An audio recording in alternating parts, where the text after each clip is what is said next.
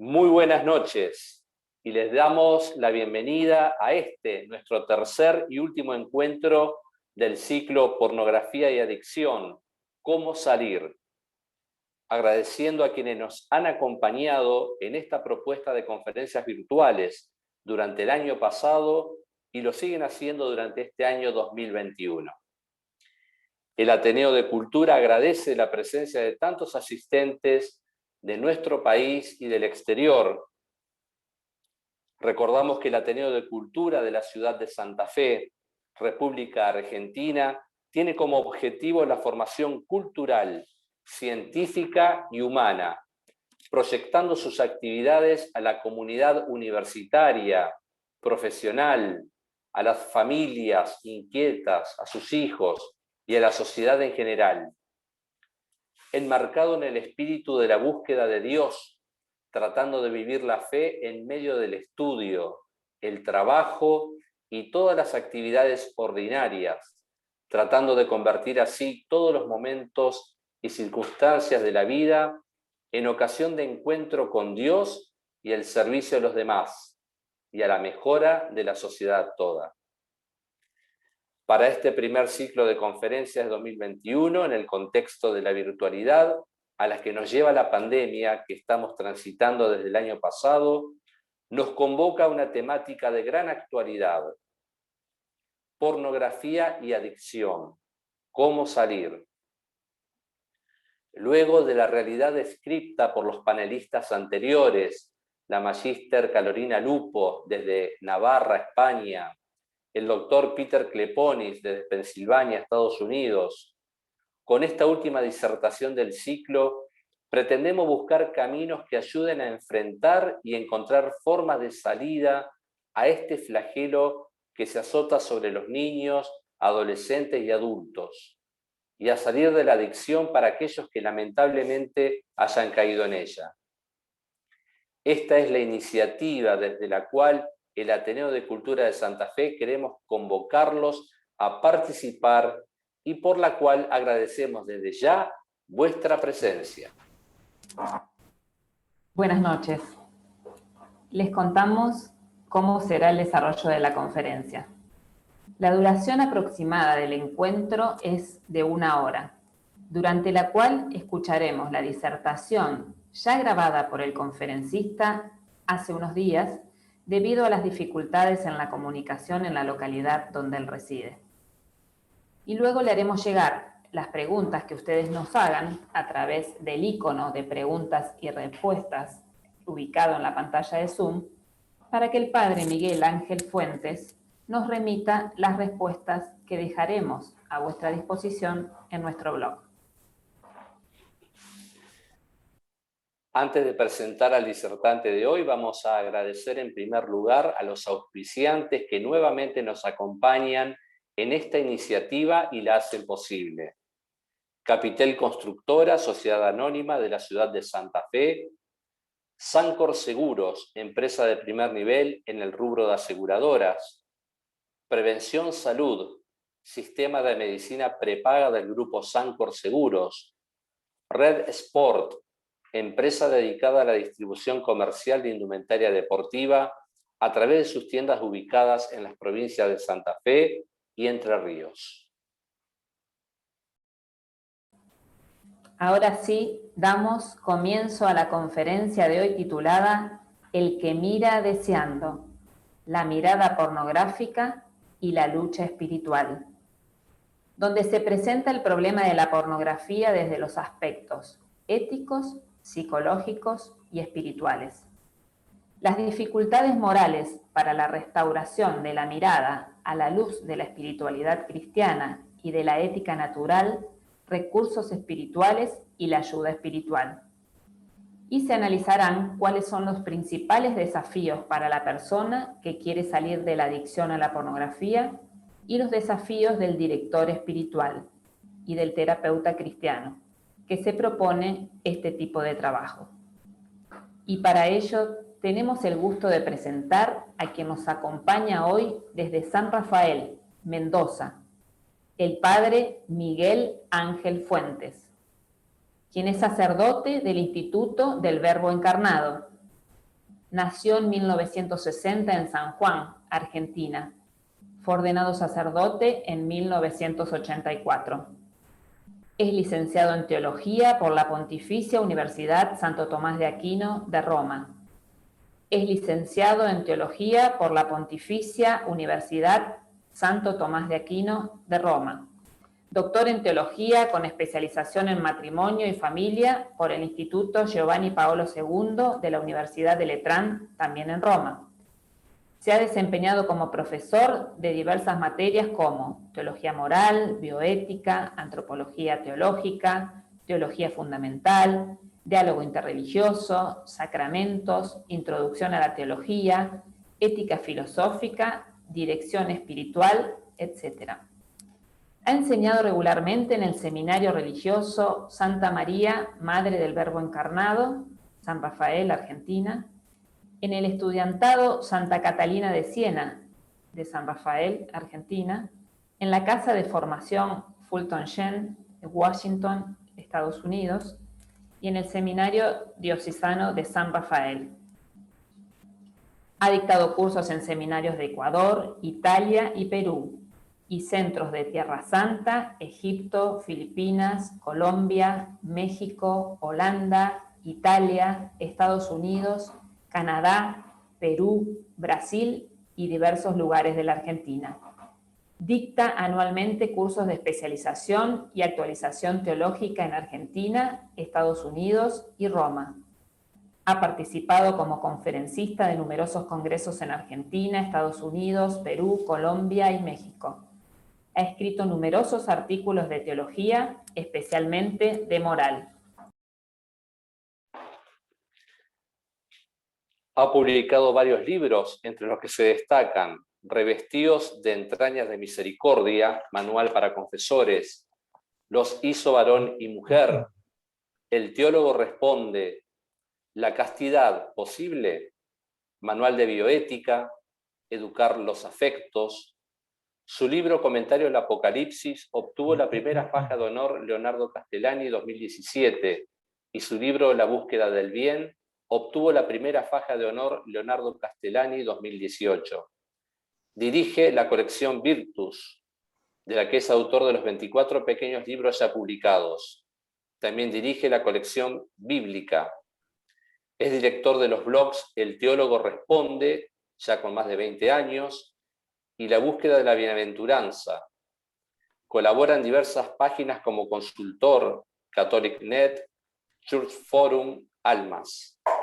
También es autor de los libros La trampa rota, La adicción sexual y Pornografía, pornopatía. Invitamos al padre Miguel Ángel Fuente a hacer un breve comentario antes de comenzar con la disertación que tendrá lugar hoy. Adelante, padre. Muy buenas noches y muchas gracias por la invitación.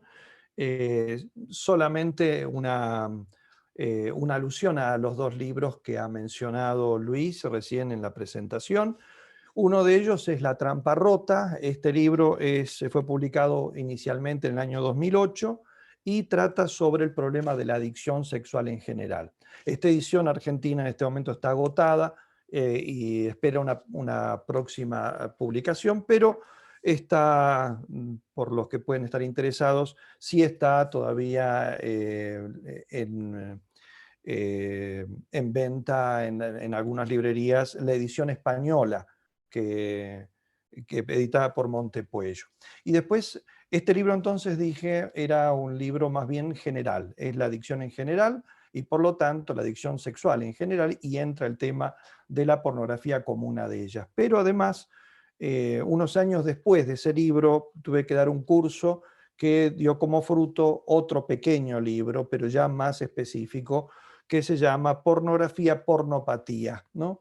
Y que trata directamente un poco del tema sobre el cual versa la disertación de esta noche, aunque igualmente la disertación es un poco especial, no repite solamente las cosas que están aquí en estos dos escritos, sino que tiene algo más específico para encuadrarse dentro de este curso. Este pertenece a la colección Virtus, de la cual se hizo referencia recién, y también tiene ediciones en otros países, como la edición en español, pero en Estados Unidos, la cual sí creo esta se puede encontrar en internet, digo, por las dudas que lo deseen buscar. La otra me parece que no. Bien, más o menos creo que eso simplemente como mínima presentación como del material con el que pueden encontrar. Hay muchos artículos que he escrito sobre el tema y esos están en distintas páginas, basta poner mi nombre, poner el tema y probablemente surjan ahí entradas en algunos blogs, algunos artículos específicos, conferencias que también ya he dado sobre el tema. Bien, los dejo directamente con la conferencia que es lo más sustancioso de lo que les puedo ofrecer en esta noche.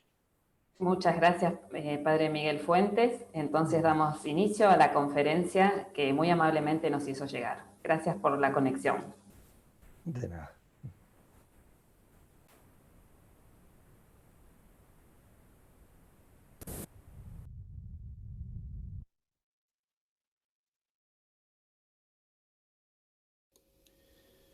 Buenas noches. Es para mí un gusto y un honor al mismo tiempo el poder participar en este ciclo de conferencias organizado por vuestro Ateneo de la Cultura en torno a este tema tan actual de las adicciones a la pornografía online.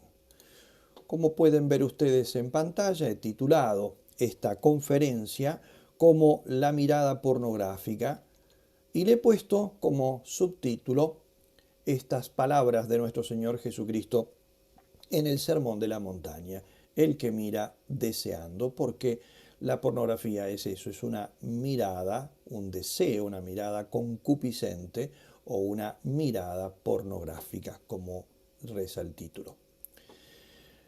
Nosotros vivimos en una sociedad pornográfica, que para muchos se ha convertido también en una sociedad pornopática, porque el porno causa una gama de enfermedades que son hoy endémicas. No me refiero tanto a las patologías que pueden derivarse indirecta o directamente de la pornografía, como el abuso del sexo, el recurso a la prostitución, las enfermedades de transmisión sexual, etc. Me refiero propiamente a las desviaciones que de forma inmediata causa la misma visión voluntaria de la pornografía. Entre estas destaco, además de la lógica dependencia psíquica de la pornografía, el cambio en el concepto mismo de qué es la pornografía, la alteración de la valoración del sexo, del cuerpo, del otro, en particular cuando ese otro es la mujer y el niño. La primera, porque es el objeto más consumido en la industria pornográfica, y el segundo, por ser aquel cuya demanda más ha crecido en estos últimos años, lo que evidencia el tremendo impacto degradante que tiene este fenómeno. Creo que todos saben lo que es la pornografía. La etimología griega de la palabra, que al parecer nunca se usó en la antigua Grecia, porque solo consta su uso a partir del 1800 en Francia, quiere decir descripción o ilustración de la prostitución. El Pontificio Consejo para las Comunicaciones Sociales, en un documento del año 1989 titulado Pornografía y Violencia, nos da la siguiente definición que pueden leer en pantalla. Se entiende por pornografía la violación merced al uso de las técnicas audiovisuales del derecho a la privacidad del cuerpo humano en su naturaleza masculina y femenina. Una violación que reduce la persona humana y el cuerpo humano a un objeto anónimo destinado a una mala utilización con la intención de obtener una gratificación concupiscente. Hasta aquí este texto que está en el número 9 de este documento que recomiendo vivamente leer. Analicemos ahora esta descripción en detalle. En primer lugar, es una violación de un derecho. Se trata del derecho que tiene toda persona a la privacidad de su cuerpo en su naturaleza masculina y femenina. El ser humano no solo tiene el deber de no exponer su desnudez, sino también el derecho a no ser mirado con lascivia, incluso, fíjense esto, incluso si él se expone voluntariamente a las miradas de los demás. Del mismo modo que toda persona tiene derecho a no ser asesinada, incluso si ella lo permite o lo pide. Y al igual que un cónyuge no puede dar permiso al otro para que adultere, por lo que si lo hace con permiso de éste, igualmente adultera y falta no solo la castidad, sino la virtud de la justicia. Porque estos derechos son derechos que se califican de irrenunciables. Es decir, la persona no puede cederlos en favor de otro. Hoy en día la bioética utilitarista, como por ejemplo la de Tristan Engelhardt, ha abolido este principio, que es un principio elemental de la ética, proponiendo un nuevo pseudo principio en este caso, porque no es verdadero principio, que llaman principio de propiedad, según el cual, cito textualmente a Engelhardt, las personas se poseen a sí mismas, poseen lo que hacen o lo que otras personas poseen y les transfieren. O sea, acepta la transferencia de cualquier derecho, incluso de estos que he mencionado como irrenunciables. Esto lo tenemos en su obra Los Fundamentos de la Bioética, en la edición de Paidós, Barcelona 1995, en varios lugares de su obra lo repite. En la aplicación de este principio, el mismo Engelhardt concluye que no se puede castigar ni condenar los actos en que las personas implicadas puedan demostrar que han transferido libremente sus derechos a la persona que los estaría victimando, o al revés, el que está victimando, si pudiese demostrar que la víctima le ha transferido los derechos a él. Por ejemplo, la prostituta con sus clientes o los clientes de la prostituta, los drogadictos con quienes les venden droga, los pornógrafos con quienes consumen pornografía. Pero esto no es así en el derecho natural. Al contrario, debemos respetar incluso a quienes no quieren ser respetados. Por eso no existe pornografía que no implique un abuso contra la persona que se expone, incluso si ésta lo hace voluntariamente y cobra para ello. Siempre será un acto de explotación de esa persona. Lo mismo que existe un homicidio cuando yo practico la eutanasia a una persona que me lo ha pedido. Es un caso análogo. Son siempre derechos irrenunciables. Además de esta razón que podemos llamar ontológica, pues se basa en la misma dignidad personal del ser humano, hay otras razones de orden más psicológico o existencial, porque en la mayoría de las personas que se enrolan por propia voluntad, entre comillas digo esto, propia voluntad, para ser objeto de la lujuria ajena, prostitutas, actrices y actores porno, modelos porno, etc., entre ellos digo, hay siempre motivos dolorosos que las empujan a actos tan degradantes, distintos de la necesidad económica. Así, por ejemplo, la necesidad de afecto, el odio hacia sí mismas, la incapacidad de entender las tremendas consecuencias de estos actos, la degeneración a la que las han empujado una educación inmoral, experiencias degradantes, traumas infantiles. De hecho, se calcula que en un 70% de las mujeres involucradas en la pornografía han padecido incesto o abuso sexual infantil, etcétera, muchas otras más razones. Por tanto, con mucha frecuencia hay no solo de parte del proxeneta que lucra esclavizando a quienes se involucran en la prostitución o en la pornografía, sino también de parte del consumidor sexual una explotación del sufrimiento ajeno. La pornografía, en segundo lugar, sigue diciendo nuestra definición, es una reducción. Primero, una reducción de la persona a su corporeidad. Luego, de su corporeidad a una cosa, un mero objeto sin nombre ni apellido, sin familia, sin pasado, sin presente, sin futuro, sin dolores ni dramas personales, sin esperanzas. El solo pensamiento de cualquiera de estas dimensiones haría tomar conciencia al consumidor de pornografía de la dimensión canallesca de su acto. Por eso, solo se miran cuerpos sin historia y sin personalidad, porque la historia y la existencia real de una persona pueden despertar junto a la concupiscencia una compasión y un respeto que anularían ciertamente de modo inmediato la borrachera pasional que se intenta buscar con esa mirada.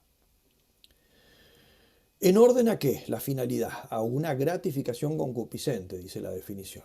La pornografía no tiene otro objetivo de parte del consumidor que el placer personal y egoísta a costa de la degradación y a veces de la desesperación ajena. Se afirma con exactitud que la pornografía es principalmente nutrimento de la masturbación, aunque también pueda buscarse en menor medida como complemento de otros comportamientos sexuales. El medio al que recurre la pornografía son las técnicas audiovisuales, eso es lo propio de este fenómeno. Su etimología misma lo indica, ¿no? Ya lo dije al principio, pintura o descripción de la prostitución. De ahí este origen, este comienzo de esta palabra a usarse de esta manera, pasó a indicar cualquier ostentación del desnudo humano provocativo, es decir, capaz de suyo de provocar una excitación sexual, a través de dibujos, fotografías, espectáculos, etc. También se dice que es la literatura de la desviación sexual, palabras de David Scott en su obra La pornografía, efectos sobre la familia, la comunidad y la cultura. Esto porque alimenta las diferentes desviaciones sexuales, dichas en general parafilias. Por ejemplo, el exhibicionismo, el voyerismo, el fetichismo, el travestismo, la pederastia, la pedofilia, el homosexualismo, el sadomasoquismo, la necrofilia, ¿no? No siempre, por supuesto, pero también hace esto. Al punto tal, esto es así, que existe pornografía especializada para cada una de las diferentes parafilias. Y esto en literatura, revistas, películas, videos, boletines, en nuestros días cientos de páginas de Internet.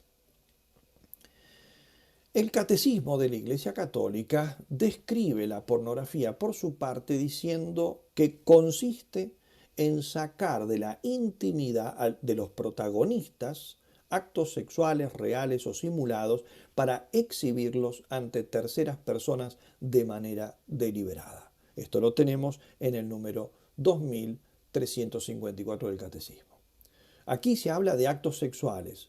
Antes he añadido también el desnudo mismo, aun cuando no represente una acción sexual, siempre y cuando sea capaz, a veces por el gesto, por la posición o por lo que sea, de ser tomado como una insinuación sexual.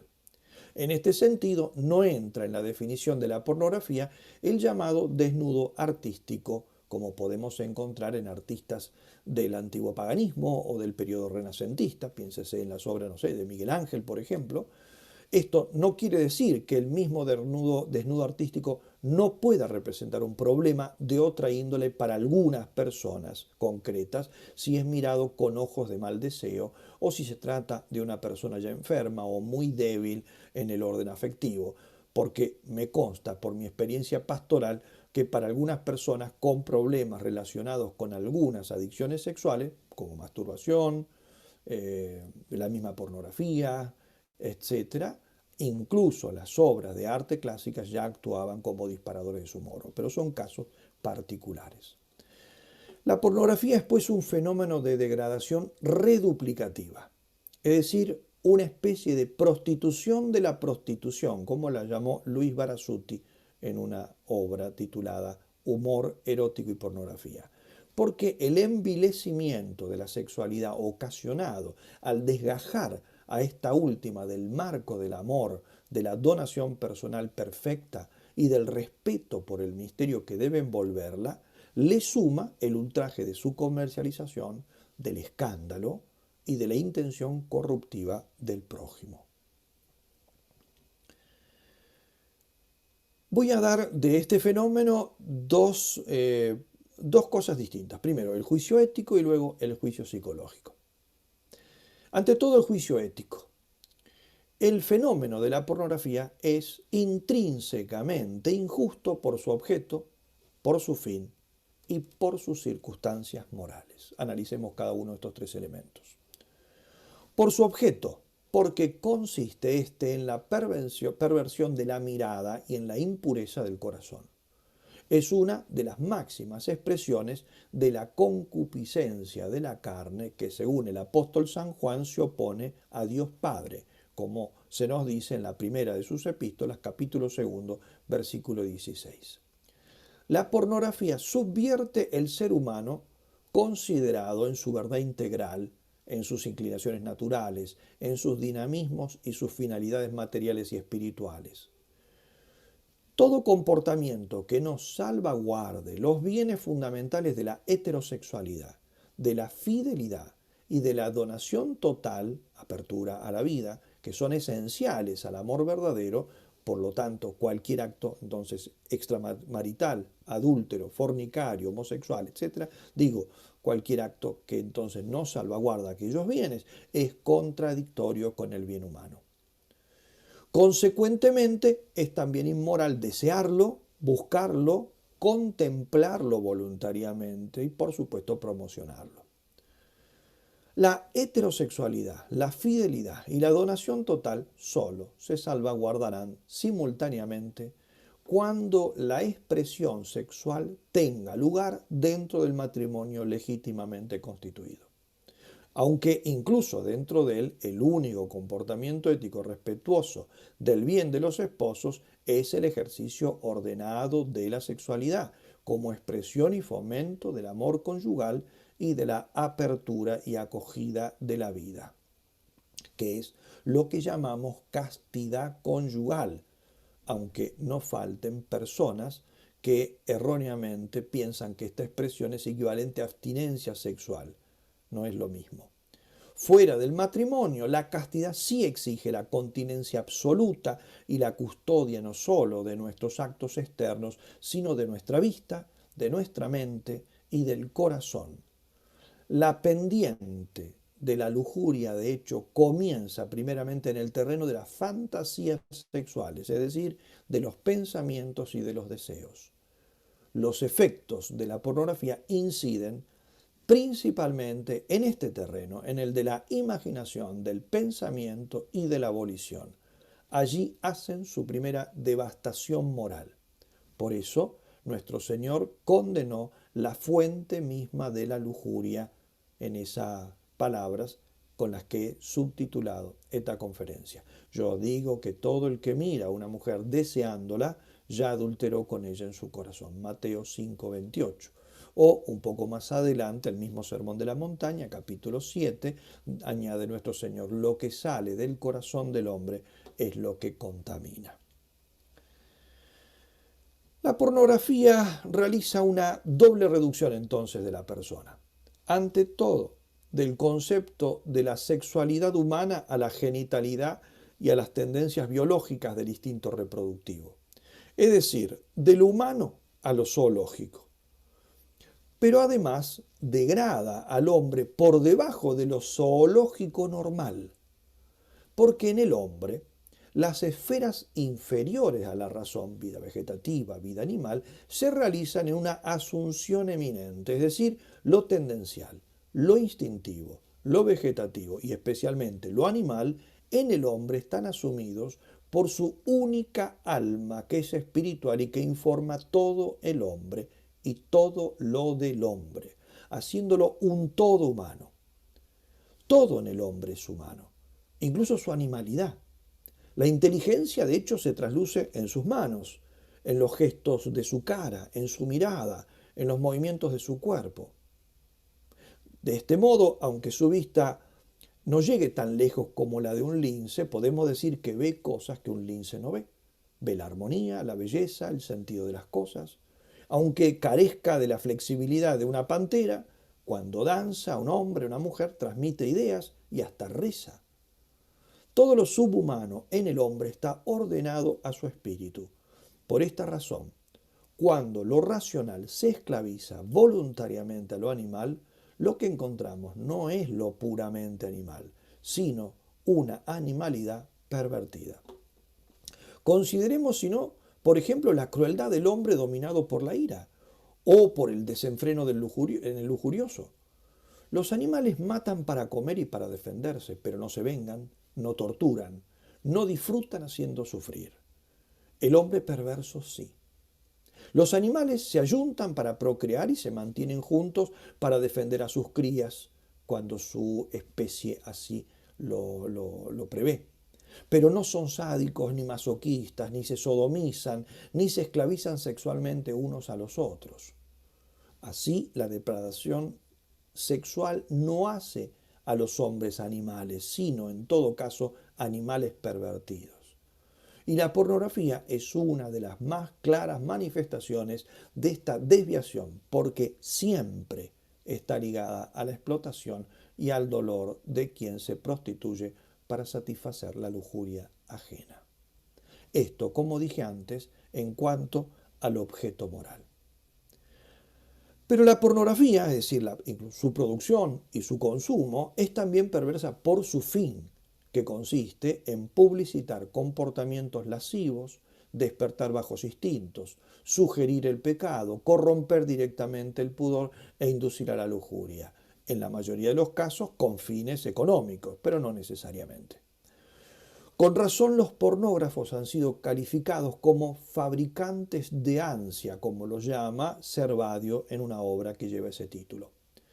Bajo este aspecto se califica de pecado de escándalo, es decir, un acto destinado a corromper a otros, es decir, a darle oportunidad o a invitarlos a que realicen actos desordenados.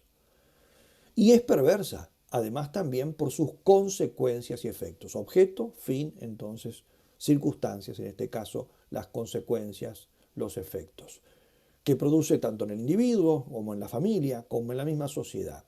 Es parte, la pornografía, de la construcción de la cultura de muerte que caracteriza a nuestra sociedad contemporánea, como ha dicho Juan Pablo II, por ejemplo, en el Evangelium Vitae en varios pasajes. El pecado, pues, de la mirada pornográfica supone una reducción del cuerpo a rango de objeto de goce destinado a la satisfacción de la concupiscencia. La imagen pornográfica atenta contra la dignidad de la persona, tanto de la representada como de la que mira, y se inserta en la mirada concupiscente, en la pornovisión, palabra de Juan Pablo II en su catequesis del 29 de abril de 1981, la pornovisión, que él dice, la pornovisión que Jesucristo equipara con el adulterio del corazón, en esa frase que ya les he citado del Sermón de la Montaña. Veamos ahora el juicio psicológico. El psiquiatra italiano Gianfrancesco Suanazzi, a quien conocí cuando era profesor él del Giovanni Paolo II en la Universidad de Letrán. En un trabajo, este autor, titulado Pornografía y Progreso Sexual, en una obra conjunta que se llama La escalada del erotismo, señala que, considerando la finalidad de la función biológica y la intencionalidad de la persona humana, resulta claro que la sexualidad supera al individuo tanto en el plano biológico, en el que mira al provecho de la especie, como en el psicológico, donde apunta al encuentro con el otro. Por tanto, la norma de valor para la función sexual es la transitividad, la superación del yo. Esto también fue observado con mucha fuerza por el psiquiatra vienés Viktor Frankl, al destacar que cuando la sexualidad se vuelve autorreferencial, es decir, lo que se intenta es el placer en sí y no la entrega al otro, es fuente, la sexualidad en este caso se vuelve fuente de neurosis y antes que eso incluso de frustración. Expresamente dice Frankl que la voluntad de placer se obstaculiza a sí misma. Y también explicando esto, dice, el camino hacia el logro del placer y la autorrealización pasa por la autoentrega y el autoolvido. El que cree que este camino es un rodeo sufre la tentación de elegir un atajo y llegar al placer como si fuera la meta, pero el atajo resulta ser un callejón sin salida. Esto está en su obra La psicoterapia en la práctica médica, editado en Buenos Aires en el año 2003, páginas 62 y 63. Volviendo a Suanazzi, destaca que el problema de las revistas pornográficas, a lo que hoy hay que añadir todos los medios visuales, videos, fotos y especialmente páginas de internet, no solo está en el material pornográfico que ofrecen, sino en los conceptos pornográficos, los ideales, los valores que transmiten. Porque, de hecho, promueven e implantan un modelo humano que es, en el fondo, el modelo de un hombre enfermo. Y no me refiero al sadomasoquista o al pederasta, sino al ordinario consumidor de pornografía. Porque este es, en el fondo, y esta descripción ahora la tomo toda de Suanazzi, primero, un ser profundamente utilitarista y antisocial. Es decir, la pornografía produce hombres misóginos y mujeres misándricas. No aman, sino que usan. Esto supone siempre desprecio o menosprecio, implícito o explícito según los casos, materialización e instrumentalización del otro. El hombre pornográfico pierde la capacidad de estar ante una persona y se acostumbra a estar ante una carne humana, que es una cosa completamente diversa. Es, en segundo lugar, alguien antisexual, dice Suanazzi. Dice, porque las revistas de sexo son profundamente antisexuales, porque en realidad diluyen o disipan la auténtica sexualidad. En tercer lugar, es un neurótico, que potencialmente puede volverse peligroso en algunos casos. Es biológicamente desarrollado, pero afectivamente es un retrasado. El erotismo pornográfico encierra el más descarado egoísmo, y un egoísta, o sea, aquel para quien solo importa su propio ego, su bienestar, y está dispuesto a destruir todo lo que se oponga a él, es un ser potencialmente peligroso. De hecho, es así. El consumidor de pornografía está explotando a la persona que por él, para su disfrute, se está destruyendo a sí misma. Y sin embargo, eso no le causa remordimientos propiamente dicho. No piensa en el dolor de la otra persona. Lo sumo, en todo caso, pensará que puede estar, si tenemos una persona de fe, que puede estar jugándose la condenación eterna, y los dolores vienen por ahí, pero no vienen los dolores por el sufrimiento que estoy causando. Esto es muy pocas veces ocurre. En cuarto lugar, es un evadido de la realidad, pues la pornografía es esencialmente un medio de escape del mundo real. Ofrece una imagen de la sexualidad irreal, exagerada y fantástica. En quinto lugar, es una persona frustrada. Ha dicho Kaplan que la pornografía solo se nutre de la frustración. La pornografía es el alimento del frustrado, es decir, del hombre o de la mujer, para quien el verdadero amor y la auténtica sexualidad ha sido una experiencia de frustración o tiene miedo de que sea una experiencia de frustración. Por eso busca esta alternativa. La focalización genital es una deshumanización del amor y, como tal, malogra a la persona y genera neurosis. En este sentido, un autor ha escrito que la masturbación, que alimenta, a lo cual alimenta la pornografía, es la rúbrica que uno pone a su fracaso. El psiquiatra español Enrique Rojas dice, el hombre prisionero en las redes de la pornografía es infeliz y sufre. Esto está en su obra muy conocida, Los lenguajes del deseo. En sexto lugar, es alguien trabado o que puede trabarse, frenarse en un estado de subdesarrollo personal. El mismo Enrique Rojas añade, la pornografía es un grave obstáculo para el desarrollo personal. En el niño y en el adolescente altera la personalidad. En séptimo lugar, se trata de un ser en riesgo psíquico de generar una perversión, como ha señalado ya a mediados del siglo pasado Henri Bles en un clásico estudio sobre la pastoral psiquiátrica. El padre Bles tiene una gran autoridad porque fue durante muchos años capellán del Instituto Psiquiátrico Voorburg de Boek en Holanda.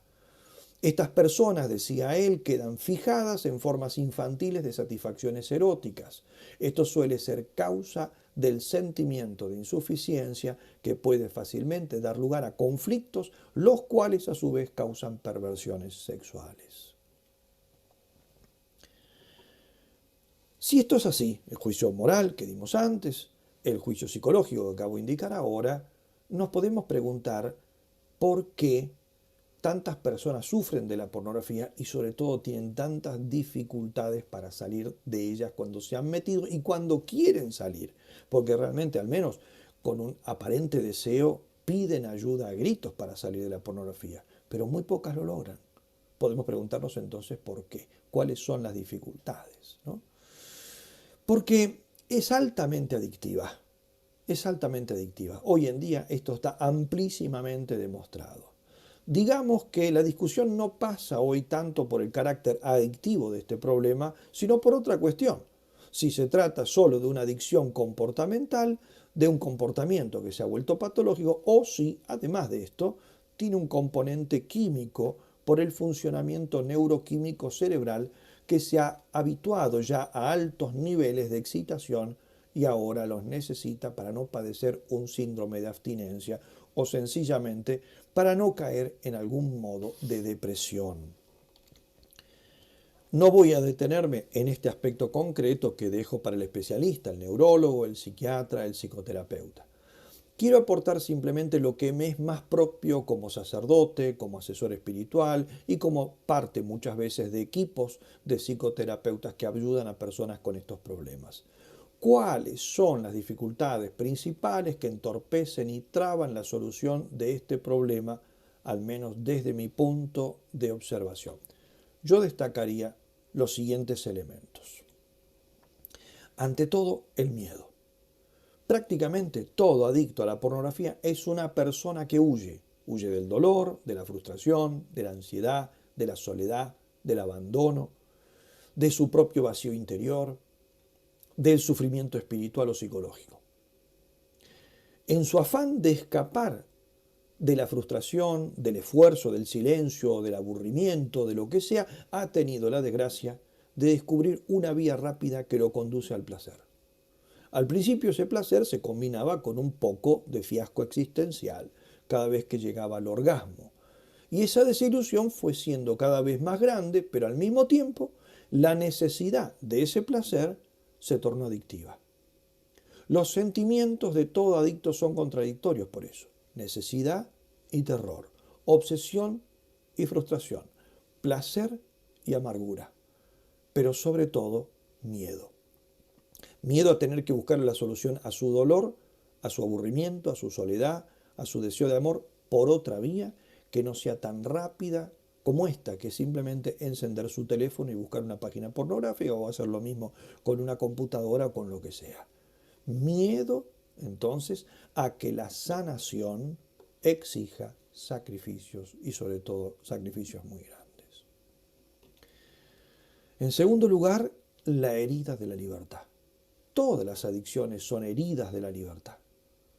La psicología del adicto está marcada por pensamientos, tanto expresos como la mayoría de ellos implícitos, por fobias, miedos, deseos, etc., que conforman un sistema cultural que condiciona las decisiones de la persona. Cuando se tiene un miedo patológico al abandono, es decir, a que una persona con la que el adicto convive termine por cansarse de él y abandonarlo, al rechazo, por ejemplo, a no ser correspondido, etc., no se pueden tomar decisiones serenas. Lo mismo se diga de ciertos temores fóbicos. Y más aún cuando una persona está convencida de ciertos principios que son verdaderamente nocivos, como algunos de los que han figurado en los testimonios que uno puede leer por doquier, ¿no? Donde escucha tantos principios falsos como la felicidad no es posible sin sexo, no se puede establecer una relación estable con otra persona si no es ofreciendo o aceptando estos principios, como digo, que abundan los testimonios que dan los adictos al sexo en general y a la pornografía en particular, muestran claramente el origen y la dimensión de los temores que los inundan y de la herida de la libertad, de los condicionamientos que tienen. A su vez, la libertad está limitada notablemente por los comportamientos compulsivos y por hábitos inveterados que condicionan la capacidad de decisión del adicto. Sin embargo, creemos en aquello que dice Viktor Frankl, ¿no? La obstinación del espíritu. O sea, que hay en la mayoría de los enfermos un núcleo intacto de libertad que puede ser el principio de la restauración espiritual. Al menos desde la fe creemos que esto es posible con la gracia de Dios. En tercer lugar, el síndrome de negación. Todos los adictos generan un síndrome de negación, que es el más poderoso mecanismo de defensa de su patología. ¿Qué es el síndrome de negación? Un autor lo ha definido algo intermedio entre el olvido automático y la represión voluntaria. No se trata de una simple mentira. Para mentir hace falta tener conciencia de la realidad y mentir sobre ella, ya sea para ocultar a los demás las propias faltas, ya sea para obtener algún beneficio de parte de los otros. Aquí quizá haya comenzado el adicto con mentiras deliberadas y conscientes, pero esto, poco a poco, se ha transformado en un nuevo estado, porque la mentira se vuelve automática e inconsciente para el mismo adicto. Se mezcla un no querer ver inconfeso, no querer reconocer su problema, con la mentira que se expresa hacia afuera y termina tergiversándose la verdad. Cuando una persona sufre este síndrome de negación, se vuelve incapaz de ver y reconocer su propia situación. A este sistema de negación se llega por varios mecanismos que quizá algunos de nosotros reconozcan incluso en la propia vida, aun cuando uno no sea adicto. El primero de ellos es la redefinición de la normalidad. Los adictos constantemente redefinen el nivel de lo que es normal y los parámetros de lo que consideran enfermizo. De este modo, pueden calificarse ellos mismos dentro de los estándares normales. Así como un alcohólico afirma que es normal beber un par de botellas de cerveza al día, o los fumadores sostienen que es normal fumar diariamente un paquete o 2 paquetes de cigarrillos, de esa misma manera los adictos a la pornografía empiezan a juzgar normales las películas donde hay escenas explícitas de sexo, desnudos y lenguaje o gestos abiertamente provocativos, etc.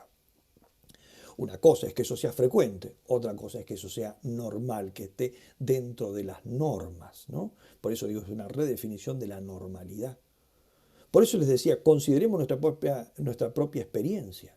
Si nosotros somos lo suficientemente grandes como para haber vivido al menos 4 o 5 décadas, nosotros sabemos que hoy consideramos normal algo que hace 30 o 40 años considerábamos obsceno. Es así. Imagínense lo que esto significa, ¿no?, en una persona que tiene un vicio inveterado o una adicción. De aquí se pasa, de ese cambiar las fronteras de la normalidad, ya algo más, que es redefinir la realidad. Las cosas dejan de ser lo que son y se convierten en otra cosa, incluso quizá en su opuesto. De esta manera se empieza a denominar bien al mal y mal al bien. Imposible a lo que en realidad no quieren hacer. Posible a lo que, a pesar de que está más allá de sus fuerzas, lo quieren para sus vidas. Saludable a lo que es nocivo, contraproducente a lo que los puede curar, pero que ellos justamente no quieren apelar a él. Esa redefinición de la realidad. Y se termina por crear una maraña de mentiras que el mismo adicto ya no sabe dónde empiezan y dónde terminan. Porque el adicto, también el adicto a la pornografía, tiene que mentir para mantener la doble vida que necesariamente lleva. Miente para salvar su trabajo, su familia, su fama, luego debe mentir para cubrir las anteriores mentiras y así sucesivamente, hasta que a la postre él mismo termina perdido en la red de mentiras que ha elaborado, sin saber qué es verdad y qué es falso.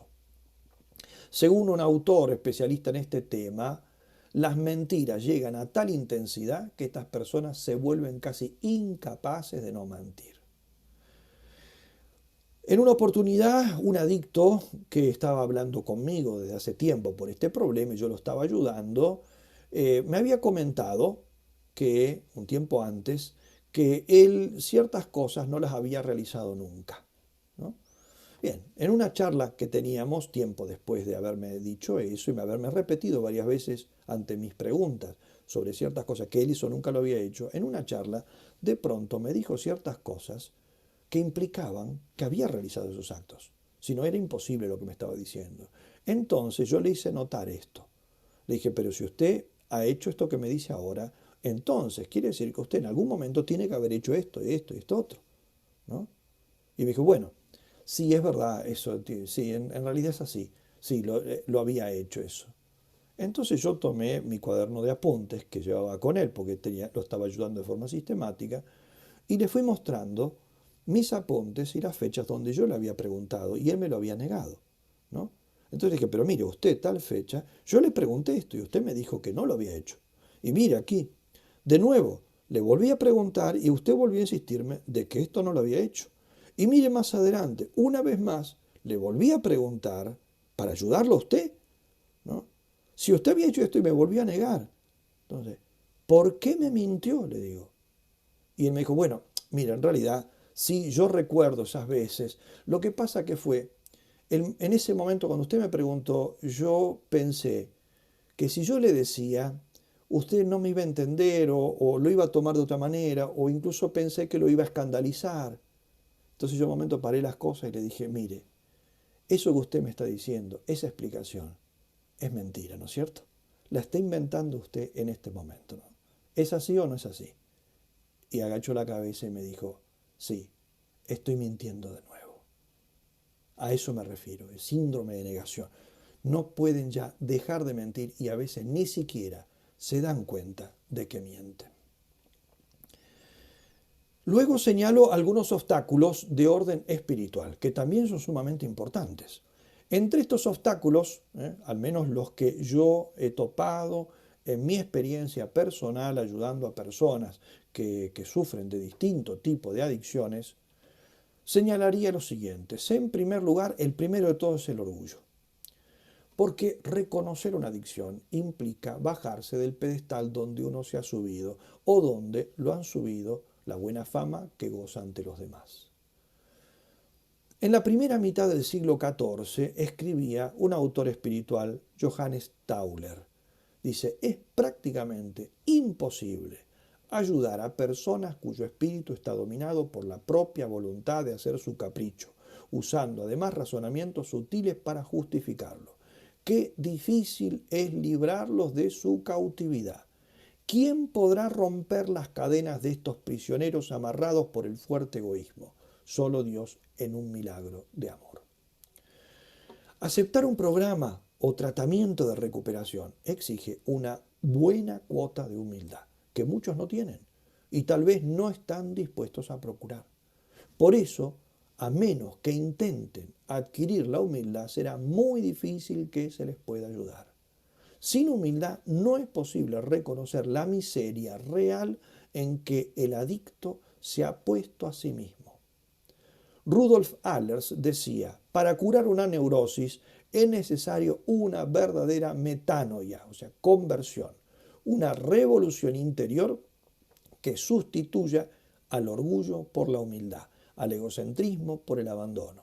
Si nos volvemos simples, podríamos vencer el instinto por el amor, el cual constituye, si le es verdaderamente dado el desarrollarse, una fuerza maravillosa e invencible. Esto está escrito en su artículo El amor y el instinto, estudio psicológico, publicado por Etudes Carmelitaines en el año 1936. Si el único camino que hubiera para salir de la adicción a la pornografía, ¿no?, es, por ejemplo, asistir a un grupo de sexólicos anónimos y dar cuenta del propio problema delante de otros, ¿cuántos estarían dispuestos a hacerlo? Por eso aquí el problema no es que la curación sea imposible para algunos, sino que no se quiere la humillación que puede llegar a implicar la cura. Primer obstáculo, el orgullo. Segundo, la superficialidad. Esta puede afectar, y así es habitualmente, los 3 planos de la personalidad: la inteligencia, la voluntad, los afectos. El superficial es una persona enemiga de la profundidad, o confunde profundidad con tedio y aburrimiento. Es difícil lograr que alguien superficial comprenda que tiene un problema serio, porque no llega a captar que se le está hablando de algo serio, aunque se le hable con franqueza. Solo se dan cuenta a veces cuando tocan fondo, pero cuando se toca fondo a veces no se puede salir del fondo. Porque, como ocurre en esos diques donde el fondo es barroso, la persona tocó fondo, pero el fondo chupa los pies y lo deja ahí hasta que se ahogan, ¿no? Ese es el problema. La superficialidad es un serio obstáculo para la curación, porque el superficial se resiste a todo cambio profundo y siente tedio por todo trabajo verdaderamente interior que exija un esfuerzo prolongado y tenaz. El tercer problema es lo que la teología espiritual llama juicio propio, que es el nombre que se da al apego desordenado al propio punto de vista, a la propia opinión y al propio criterio. Quien padece de juicio propio habitualmente no consulta a los demás, o bien lo hace por costumbre o compromiso, pero sin intención de guiarse por el consejo ajeno. No toma en cuenta las razones que otros dan en contra de su parecer o las defienden, ni las observaciones que sobre su conducta le hacen otras personas. Menos aún toman en consideración las advertencias que se les hacen. Los adictos en general tienen muchísimo juicio propio, muchísimo juicio propio. Tienen terquedad espiritual y quieren guiarse por sus propios criterios y pareceres. Por eso es que están donde están, ¿no? La misma obsesión de toda adicción los acostumbra a pensar en sí mismos y por sí mismos. Siguen el parecer de los demás solo cuando coincide con el suyo propio. Cuando es distinto, ¿no?, al que ellos tienen, ¿no?, pueden llegar a someterse solo por fuerza, pero van a tratar siempre de racionalizar sus gustos y juicios personales para convencer a los demás de que lo que más les conviene a ellos es en realidad lo que más les gusta, y aquello que no les gusta en realidad no les conviene. Los adictos están llenos de prejuicios, falsos principios, juicios dañinos. Se aferran con terquedad a muchos de sus pensamientos negativos sobre sí mismos, sobre los demás, sobre su pasado o su futuro, sobre Dios, etc. Declaran con fuerza digna de mejor causa que no sirven para nada, o que pueden salir solos de su problema, o que han de hacerlo por tal o cual vía que ellos inventan, o que no pueden ser amados, etc. Se comprueba con ellos lo que acertadamente dijo Einstein: es más fácil desintegrar un átomo que destruir un prejuicio. La necesidad de combatir el juicio propio es absoluta para cualquier clase de persona que lo padezca, pero se vuelve apremiante si se quiere salir de una adicción. Mientras el adicto esté afectado de esta miopía o ceguera, no aceptará guiarse por el parecer de quienes pueden curarlo. Y el cuarto problema es el que podemos llamar falta de disposición para la renuncia, o si se prefieren, egoísmo exacerbado, o incluso hasta podríamos llamarlo codicia, en el sentido no de codicia de bienes materiales, ¿no?, sino codicia de sacar siempre éxito y partido de todas las cosas que se hacen. Me gustaría ejemplificar esto con un caso que relata la doctora Elizabeth Lucas, discípula de Viktor Frankl. Se trata de la infausta historia de una mujer que, puesta en la encrucijada de tener que elegir entre dejar a su madre para contraer matrimonio o continuar viviendo con su madre, la cual no aceptaba al novio de su hija, se consideró incapaz de tomar una decisión. Como desenlace, el novio la abandonó, porque quería casarse y formar una familia antes de que se le pasase el tiempo. Así perdió ella, entonces esta mujer, la posibilidad de contraer matrimonio y formar una familia, ¿no? A su vez esto entonces se lo echó en cara a su madre, que por culpa de que ella no aceptaba a su novio la había abandonado. La madre se resintió, terminó peleándose con ella y yéndose de la casa, y al poco tiempo falleció. Esta mujer que escribía su historia en una revista que la estaba leyendo la doctora Elizabeth Lucas, terminaba diciendo, al menos la que hacía la redacción del caso, que era una mujer, ¿no?, que en ese momento se había vuelto alcohólica y que le echaba la culpa de lo que le había sucedido y de su situación calamitosa actual a la vida, que la había puesto en una encrucijada fatal en la cual ella no estaba en condiciones de elegir. Elizabeth Lucas señala esto y dice que la conclusión es absolutamente falsa. En realidad, señala Elizabeth Lucas, dice, y esto es textual, lo que le ocurrió a esa mujer es que no estaba dispuesta a aprovechar las oportunidades positivas si eso implicaba acarrear con consecuencias negativas. Este y no otro era su verdadero problema. La codicia, por eso dije antes, es palabra de Elizabeth Lucas, la codicia y no la falta de voluntad era lo que le impedía tomar una decisión. Lo quería todo, o sea, quería seguir siendo la hija querida por su madre y al mismo tiempo la esposa de su hombre.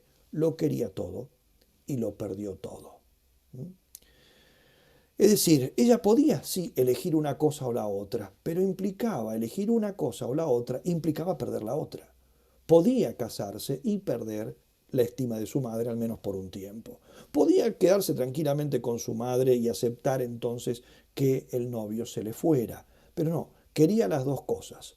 Por eso vio como un fracaso total el que le sucediese primero la pérdida de una y luego la pérdida de la otra por querer las dos.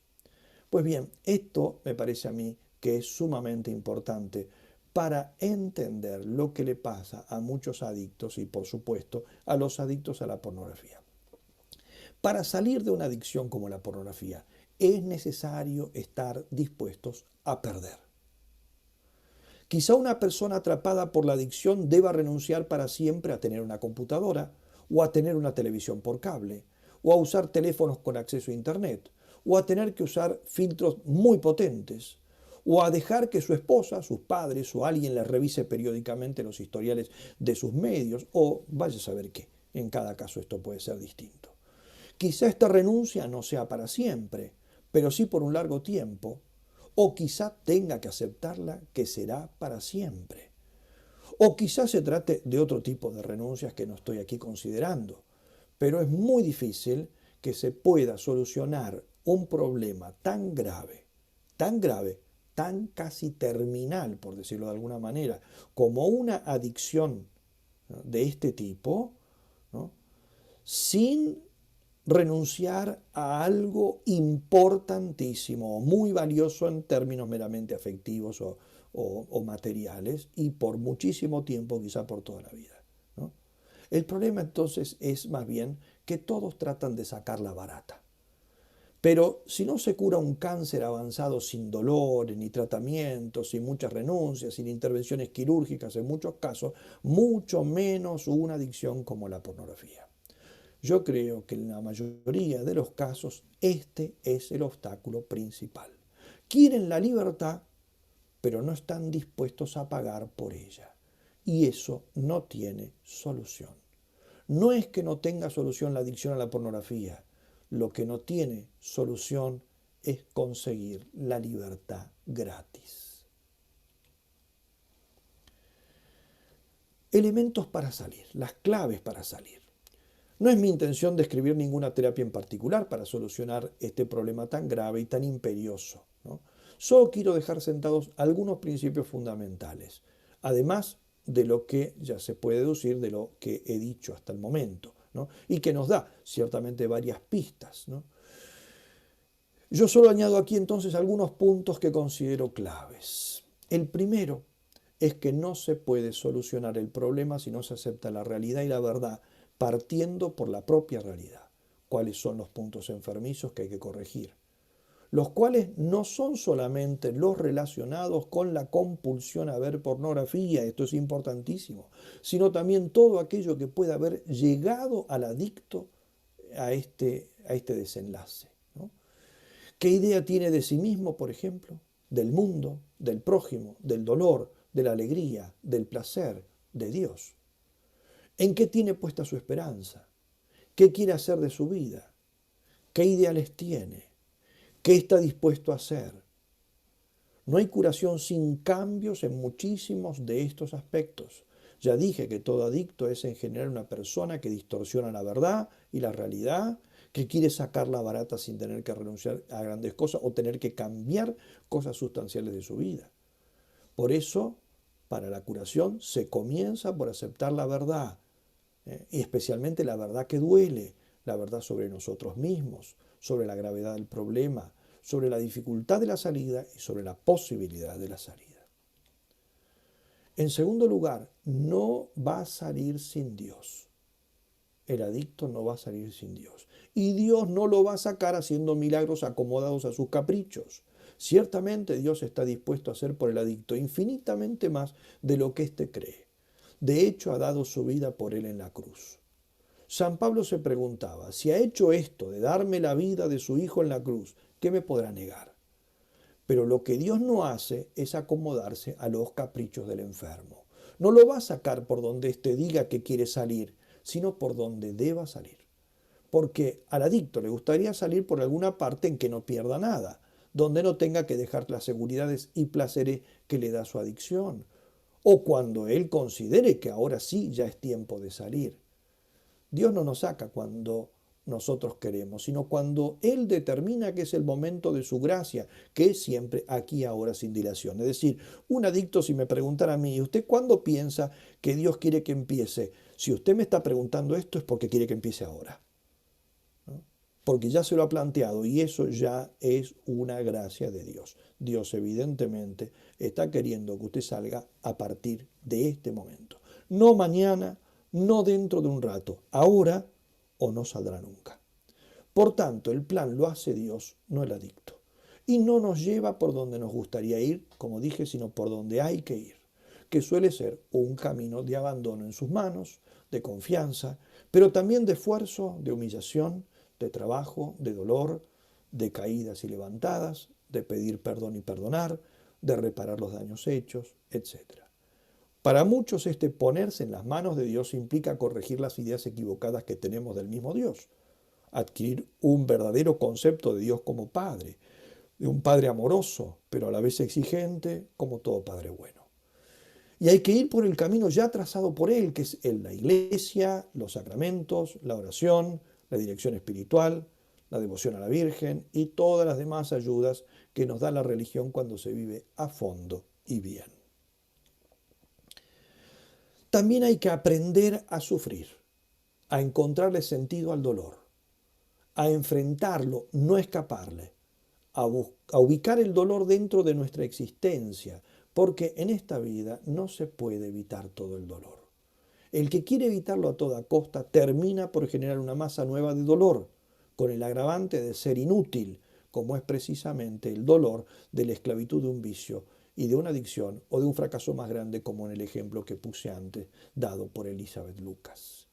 Y hay que trabajar la voluntad, que en el adicto está quebrada. Esto es todo un proceso, lento o menos lento según la gravedad del problema. Y no es trabajo de un día, es trabajo de muchísimo tiempo. En fin, y varias cosas más, que no viene a cuento quizá describirlas aquí, porque justamente es la tarea del director espiritual con la ayuda también de un buen profesional en la mayoría de los casos.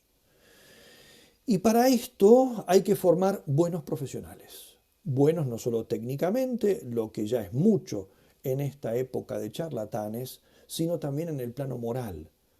Porque a diferencia de otras patologías, esta está ligada estrechamente al concepto que uno tenga de la sexualidad, del matrimonio, de la castidad, de la lujuria, ¿no?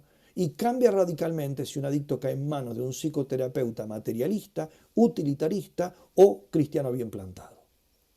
La diferencia puede ir de encontrarse con que se lo ayuda correctamente a alcanzar el equilibrio psíquico de acuerdo con la ley de Dios, o a decirle que lo suyo no es un problema de fondo, sino solo de exceso. Por eso comencé con el juicio ético, ¿no? Y hay que decir que bajo este aspecto no es que abunden los profesionales que tengan todo tan claro, lamentablemente. Hasta aquí las ideas principales que puedo brindar para arrojar un poco de luz sobre este drama contemporáneo que nos acecha a todos, sin excepción, sin hacer distinción de sexos, edades o categorías sociales. Quisiera terminar con una reflexión que hice al final de un libro que dediqué al tema de la adicción sexual. Titulé esa breve consideración El signo de Jonás. Permítanme que la lea a modo de conclusión.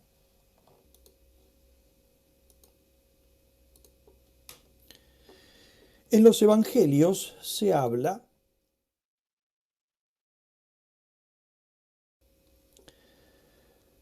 de dos modos de resurrección. Uno es el de Jesucristo, definitivo. Él ya no muere más. Su cuerpo ha sido transformado en un estado definitivo. Pero Lázaro, la pequeña hija de Jairo, y el hijo de la viuda de Naín fueron devueltos por el poder de Cristo a la vida terrena. No conocemos ningún detalle de sus vidas posterior al hecho inaudito de su escape de la muerte, pero podemos suponer que han tenido sus luchas, sus sufrimientos y sus gozos como la vida de cualquier otro ser humano. El haber tenido experiencia de la muerte, aunque sea por pocas horas o días, tal vez los haya marcado en sus posteriores actitudes frente a las realidades que perecen y a las que son eternas.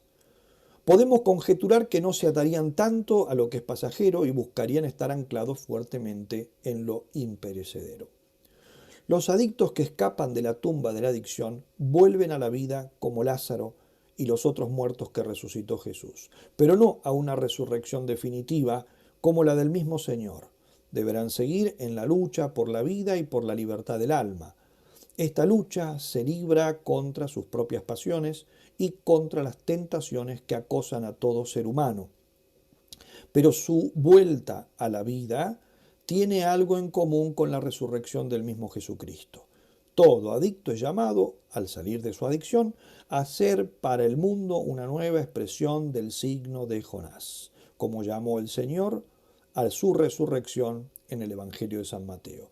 Esta generación pide una señal, pero no se le dará otra que la señal del profeta Jonás, porque de la misma manera que Jonás estuvo en el vientre del pez 3 días y 3 noches, así también el Hijo del Hombre estará en el seno de la tierra 3 días y 3 noches.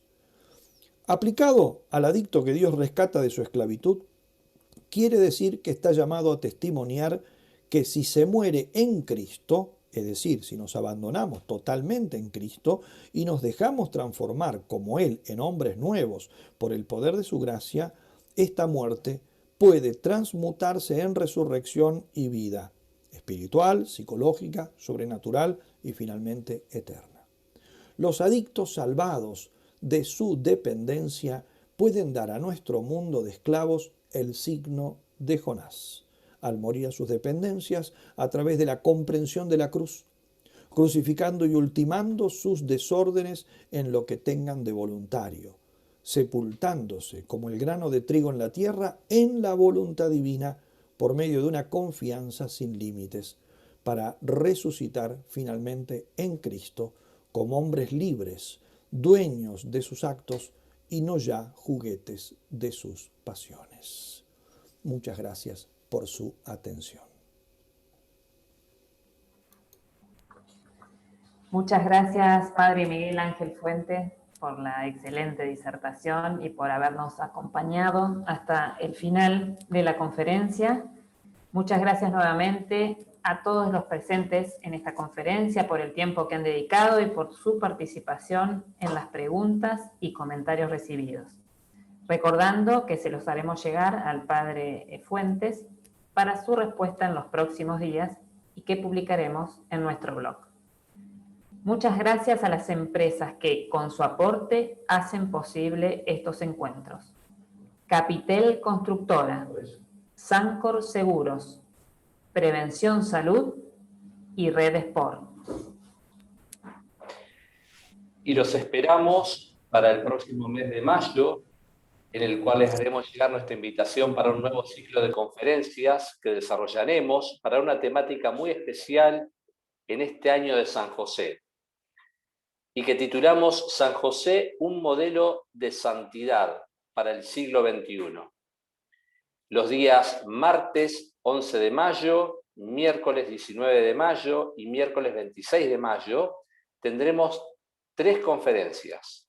Una a cargo del padre Pedro José María Chiesa acerca de San José y sus virtudes como ciudadano. La siguiente a cargo del doctor Guillermo Perkins sobre las virtudes de San José como trabajador, esposo y padre, para culminar con un panel sobre San José y la opción preferencial por la familia, a cargo de 3 matrimonios de la ciudad de Mendoza, de Tucumán y de Santa Fe. Muchas gracias a todos, ya les haremos llegar la invitación. Muchas gracias por su participación y los esperamos en el mes de mayo. Padre Fuentes, si usted quiere despedirse de la audiencia, le damos la palabra. Bueno, simplemente agradecerles la atención y invitarlos a seguir tratando de conocer este tema que me parece a mí fundamental, urgente, muy grave, ¿no? Y en el cual hay que tener ideas muy claras, ¿no? En los próximos días trataré de responder las preguntas que veo que algunas ya han llegado y no hay problema de que sigan enviando, ustedes tendrán sus recursos para hacerlo. Me tomaré entonces un par de días para responderlas y luego estén ahí, incluso indicando algunas preguntas por la bibliografía, las estoy viendo aquí al lado mío. Bibliografía utilizada, bueno, no todo lo que he dicho está en los libros que cité al principio, pero más o menos lo sustancial está ahí, les voy a poner bien por escrito todo eso. Bueno, y lo que pueda, porque algunas preguntas no siempre son fáciles de responder. Incluso si siguen añadiendo otras, con todo gusto. Y, Bien, sí, bueno, por supuesto que comprometo mis seremos. oraciones por los frutos de estos cursos, ateneos, etcétera, todo eso. Muy bien. Muy amable, Padre. Nada. Buenas noches a todos.